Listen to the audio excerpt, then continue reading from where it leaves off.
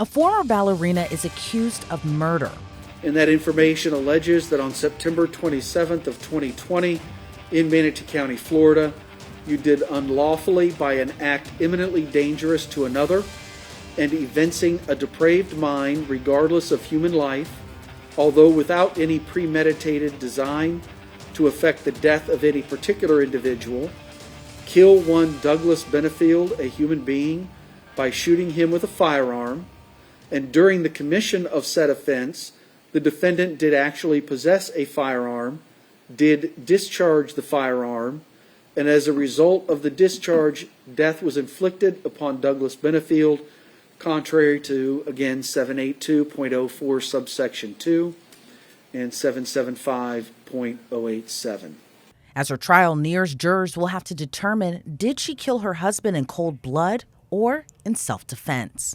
Yeah, so this is a very troubling case on a lot of levels because, first of all, she is alleging domestic violence and she's using as a defense battered person syndrome, which is basically a cousin related to self-defense. 32-year-old Ashley Benefield is charged with second-degree murder for the 2020 shooting death of her husband, Douglas Benefield. The couple seemingly looked like a picture-perfect couple. They met in August of 2016 when Ashley was 24 and Doug was 30 years her senior. And their romance moved quickly as the two married in South Carolina nearly 2 weeks after meeting one another. But according to Doug's daughter, not everything was picture perfect. His daughter Ava previously said in an interview with 48 Hours there was friction between her and Ashley. Ava at the time was already dealing with a heartbreaking loss when she discovered her mother lifeless after coming home from school, just 9 months prior to her father's marriage to Ashley. Ava's once close relationship with her father reportedly suffered after Ashley moved in. Years prior to the shooting, Ashley reportedly wanted to create an inclusive ballet company. So her husband wanted to make her happy and make her dream a reality. And the two founded the American National Ballet in South Carolina. But Ashley also wanted to pursue motherhood. And in July of 2017, she became pregnant with the couple's daughter. However, tensions with Doug's daughter reportedly continued to mount. One day after Doug and Ashley argued about Ava, Doug allegedly lost his temper and fired a gun into the ceiling of their home, a move that wasn't like him according to his friends. During Ashley's pregnancy, she moved back to Florida where her mother could help care for her full time. But around that time, she was leaving for Florida, and while her husband was hosting a party for their ballet company, Ashley drove back to his home and left a 4-page letter calling him possessive and controlling, as she mentioned the incident where he fired the gun into the ceiling left her in fear of her life and the safety of their unborn child. In the months after, Ashley reportedly made a number of accusations against her husband. She claimed he was poisoning her with tea, accused him of poisoning his late wife, and while her claims were investigated, nothing was found to substantiate the charges. So the drama was very real. The reality was that they got together very quickly. There's an argument to be made that they didn't really know each other when they got married because they ended up dating for something around the lines of 2 weeks or something along those lines before they got engaged and then got married. So there is an argument to be made that they did not have the opportunity to figure out if they're really compatible or to see if the victim is in fact abusive, right? Because that's something that does come out during the course of your relationship, especially if you've been dating for a fair amount of time. Florida criminal defense attorney and former prosecutor Melba Pearson explains the rush to the altar might have played a role into the early tensions between Doug and Ashley. I mean, if they've been together maybe for a full year, some of those tendencies may have arisen and she may have decided not to marry him. We don't know. But definitely the shortness of their courtship and relationship before getting married may be playing into what they're dealing with right now. That could also be the cause of the tension between her and her stepdaughter. Again, very normal in many blended families, but it usually takes time to kind of resolve those issues. So all of those aspects are very normal. What's not normal is the claims around poisoning and all of these attempts on her life. And the fact that it was not substantiated by law enforcement.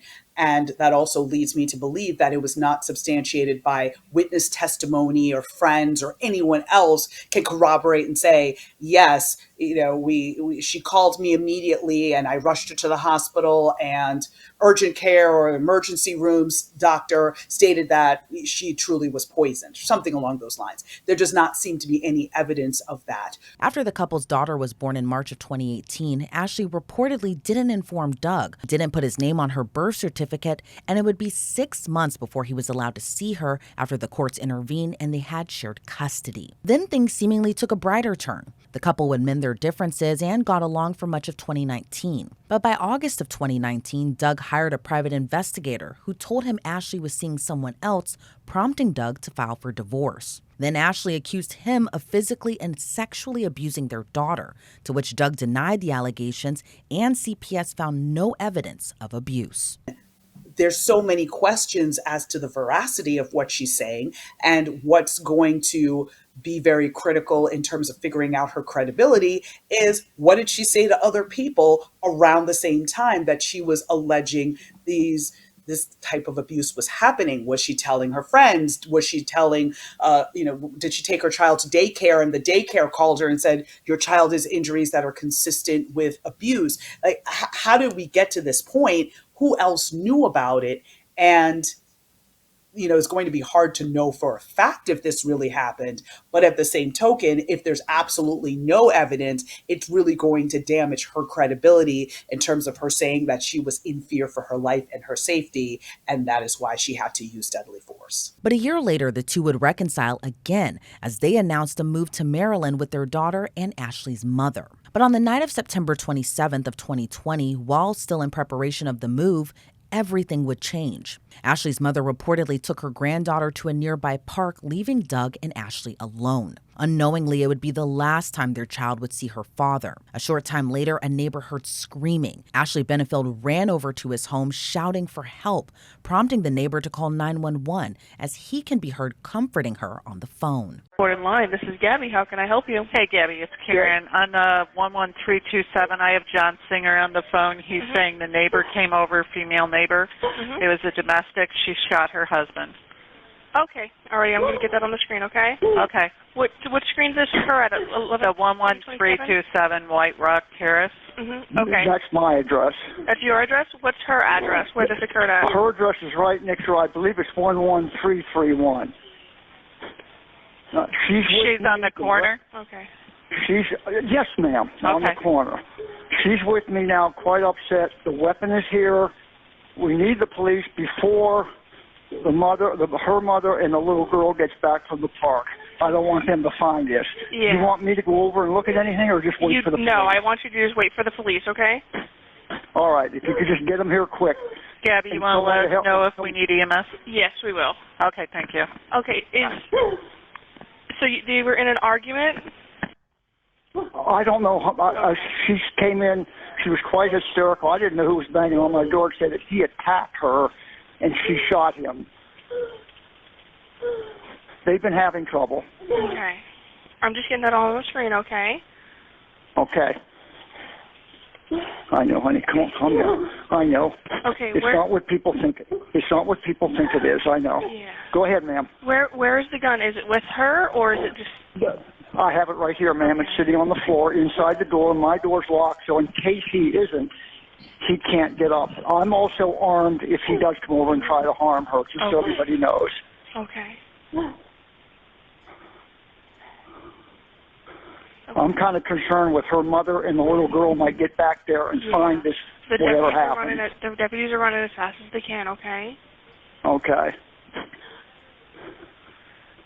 Don't go out there, honey. Come on. I know. I've seen it before. It's no different in combat. Come on, honey. Sit down.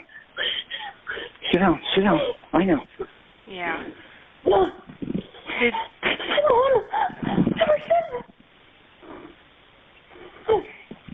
All right, I just want you guys to stay on the phone with me, okay?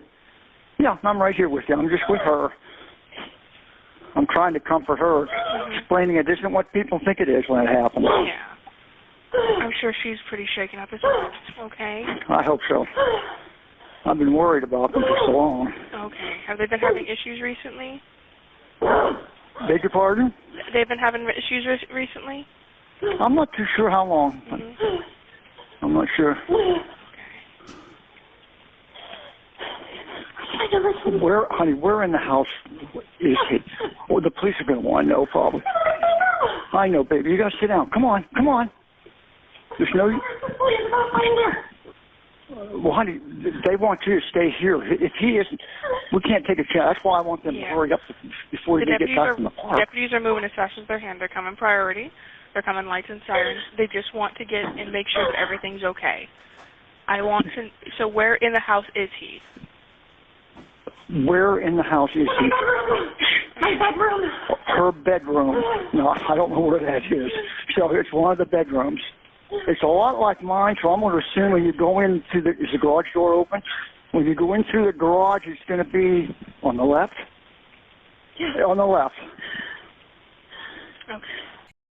Ashley Benefield didn't deny she shot her husband, claiming her husband had attacked her and she shot him twice in the leg and once in the arm, where the bullet traveled into his chest cavity. Doug Benefield later died in a local hospital from his injuries, while his wife claimed she shot him in self-defense. But his wife wouldn't be arrested until more than a month later on November 4th of 2020 when she was charged with second-degree murder. She pleaded not guilty and was released on bond after spending about 2 weeks in jail. Prosecutors would claim Ashley had no intention of reconciling with her husband and was moving to Maryland after she exhausted all legal avenues in Florida to keep him away from their daughter. I have mixed feelings on that theory. Reason being that that's almost an argument for a first-degree murder.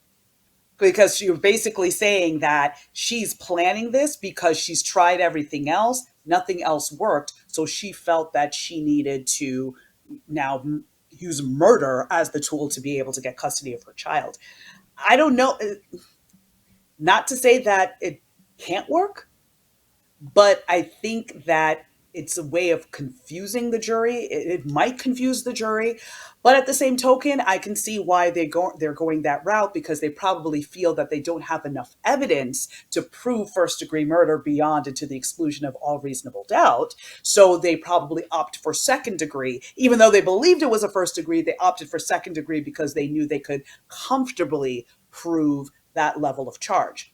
It's possible. So I don't see it as fatal to the prosecution case that they're saying that she planned this, but I think that it could be slightly confusing, especially when you get to the jury instructions portion. So caution is going to be very much needed in terms of the arguments that they're making and the order in which they're presenting the evidence. But at the end of the day, I think is probably the most logical argument that it's about the child. It's about having that full control and having custody, and that this is someone who might be very disturbed or might have a number of issues that is causing her to act in this manner, but it still does not excuse the actions that she took on that day. In February of 2023, Benefield's defense attorneys filed a motion for dismissal on the case based on the self-defense claim. Those claims were heard during a July hearing as the state argued Ashley killed her husband intentionally. The court must rely on what the state has presented, and the state has presented a vast motive to get this man out of her life so she can have this child to herself. She's manipulative. She is telling him one thing, telling everyone else something else, and telling people that she's afraid of this man, but yet texting with him, inviting him to Selby Gardens. Why would she invite him somewhere? She's so afraid that he's going to do something. She's also on a video within days of the murder where she is trying to tell people that she's so afraid of him and what he would do to Emerson and these types of things. And she's on the video while they're playing a game in a restaurant, and she's laughing. And does she seem scared? No. Because I know the court can take into consideration the defendant's past experience with this victim and why she may be scared and why that fear may be justified. The only evidence you have before you is that there isn't any. And this defendant knew that she, 3 days after the shooting, had to be in front of the same judge that was not favorable to her. And this report was going to come out, and it was going to blow her story out of the water, and it was going to say that she was not planning to reconcile with Doug, And quite frankly, the fear of what the judge would do at that point was enough. So twofold is that she had a definite motive. Second is there is absolutely no evidence of reasonableness or justification or any reason that this shooting would have been truly self-defense. While the defense maintained it was self-defense. It's got basically three elements, Judge White. The individual claiming the stand your ground needs to be in a place where they have a right to be. This was Miss Benefield's home. The second element is that the individual claiming the stand your ground defense needs to have not been involved in criminal wrongdoing. Miss Benefield was not. And the third element, Your Honor, is that the individual seeking immunity under the statute needs to have felt that under the circumstances as they perceived them at that time, that the use of deadly force was justified for fear of great bodily harm or death. We have filed the stand your ground motion and made averments therein. Specifically, Your Honor, as to the facts that Miss Benefield knew about Douglas Benefield at the day and time of this shooting. They are, beginning on the first page of our motion, that he fired a handgun into the ceiling to intimidate her from speaking any further, that he threw a loaded gun at her, that he punched their dog in the face hard enough to render the dog unconscious, that he regularly carried a loaded concealed firearm, that he unlawfully placed a tracker on her car, and Miss Benefield frequently observed him tailing her car, that he was caught by a neighbor at night standing in her backyard and peering into Miss Benefield's home, that he punched numerous holes in the walls of their home, and that his previous marriage had a history of domestic violence. Now again, this is what Miss Benefield knew and believed on that day. And this has never been addressed in this hearing. It's been ignored. But Judge Stephen White ruled against dismissing the charges after the stand your ground hearing. In his ruling, he wrote, quote, "The evidence proves clearly and convincingly the defendant is not entitled to court-ordered immunity from criminal prosecution as she was not justified in using deadly force against the victim on September 27, 2020. I can see how the judge made that ruling. It was definitely the safest ruling to make based on the evidence that we have seen to this point. I think that you can still introduce elements of stand your ground as part of your defense case. So you can still talk about the fact that, Florida law does allow for you to use deadly force if you're in reasonable fear for your life. So you can still talk about those elements. But what the defense was hoping for was the judge dismissing the case because the judge found that there was a reasonable threat and that the defendant acted reasonably in using deadly force. That was what they were hoping for. That's not what they got. So now they're going to try Plan B and introduce it as part of a broader self-defense package in terms of talking about it from stand your ground, talking about it from the battered person's experience and the trauma and triggers that come from being in an abusive relationship over time. And then they're going to talk about it from just basic self-defense, which is pretty much the same across the country. If you're presented with deadly force, you're allowed to defend yourself, defend your home, defend others within reason. So despite the ruling, the defense now says they plan to present evidence Ashley suffers from battered spouse syndrome, which Pearson explains could be effective depending on the evidence the defense plans to present. Usually one of the best practices is to bring in an expert on domestic violence and battered persons experience to be able to kind of walk the jury through what it looks like, how it manifests itself. It can manifest itself differently depending on the person. Everyone reacts differently, but there are some basic commonalities in terms of the stress response, that this is very much like PTSD. Like the same thing that we see in soldiers coming back from war, or people that have experienced mass shootings or other traumatic events. So they're going to have to present that in a very cohesive and accessible way for the jury in order for this to really move forward. And I don't know that they're going to be able to do that based on what we've seen so far. That's not to say that they can't, because again, all of the evidence is not revealed right before the trial. We're only getting bits and pieces, so we'll see what ends up being presented. Benefield's case has sparked national attention, as now supporters of Ashley Benefield continue to defend her, claiming her husband was killed in self-defense. Many supporters took to the streets outside of the Manatee County Courthouse last week with signs that read, "We stand with Ashley." One of the marchers was even Ashley's young daughter, who she shared with her husband. A website titled WeStandWithAshley.com also echoes her defense claims, with photos, text messages, and court documents geared toward proving Ashley was a victim of domestic abuse. As a general gut reaction, you want to believe the survivor. You want to believe victims. That's just, I think, human nature in a lot of ways. And I think especially women in general, having seen so many high-profile cases of powerful men getting away with sexual assault or getting away with murder or abuse and things like that. So in this kind of climate, you see women trying to really bond together in solidarity and protect each other.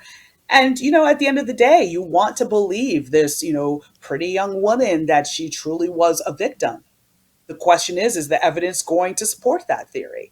And again, it's what's being released. So there's snippets being released, and I'm sure that defense counsel is being very helpful in terms of the content that's ending up on the site, but that's not necessarily the evidence the prosecution is going to be introducing. And so is that support going to wane or change once all the evidence comes out? That's going to be interesting to note. We saw in the Karen Reed case that as the evidence came out, there was more and more and more support for her. So the same could be true here, or the opposite could be true, which again is going to rise and fall on the strength of the prosecution's evidence. It's unclear at this time how the case will shape out for Benefield, as her trial is right around the corner. Soon her fate will lie in the hands of a Florida jury, as they'll have to determine, was it a cold, calculated murder, or was it self-defense?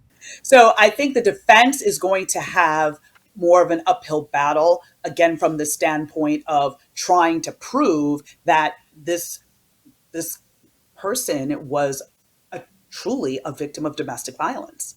That's where this all rises and falls. The jury has to believe that she is a survivor of domestic violence. If they don't believe that, that's express lane to a guilty verdict. So I think that the jury is going to be able to come to a verdict.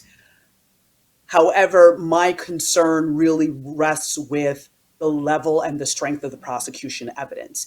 If the prosecution evidence is not as compelling, not as strong as it could be, that is going to end up being an issue. This is not a case that is a complete slam dunk. So the prosecution really has to sew up and show that there really was no prior domestic violence. She really is lying about everything. And this was a long-term manipulative action or series of actions with the intentions of having sole custody of her child.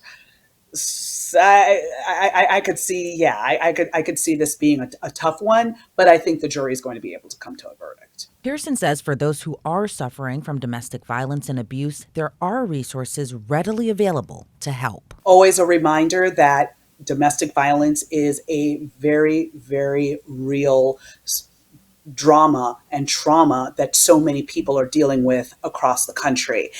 Whether or not she's telling the truth, it does not mean that other people aren't suffering from domestic violence. So if you or someone you know is in a domestic violence relationship, please leave, because it does not get better. It never gets better. Try to find some resources. There's resources available locally. There's a national organization, the National Coalition Against Domestic Violence. If you are going to search for those resources, be sure to do so in a safe manner. If you know that your phone or your computer is being monitored by your abuser, try to do a search at work, try to get a friend to help you, but definitely get that resources, get that help, and get out of that relationship. Ashley Benefield's trial is slated to begin on Monday, July 22nd with jury selection. If she's convicted of second-degree murder, she faces a minimum of 25 years behind bars and a max sentence of life in prison. Reporting for Law and Crime, I'm Elizabeth Millner.